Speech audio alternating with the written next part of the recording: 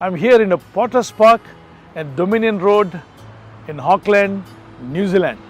మరి ఇర్మియా గ్రంథము 18వ అధ్యాయం 1-6 వచనం వరకు ప్రభు ఒక వాక్యాన్ని జ్ఞాపం చేస్తున్నాడు.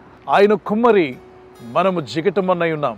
జిగటమన్నును, ఆ జిగట మట్టిని పోటరు, ఆ కుమ్మరి ఆ సారి మీద పెట్టి దాన్ని కొడుతూ, దాని మీద నీళ్లు జల్లుతూ, దానిలో ఉన్న కఠినమైన వాటిని తొలగించి చక్కగా రూపం వచ్చేంత వరకు తన వేళ్లతో, తన చేతులతో అద్భుతమైన పాత్రగా పెడతాడు. మన బ్రతుకులను కూడా ఒక పాత్రగా దేవుడు చేయగలడు.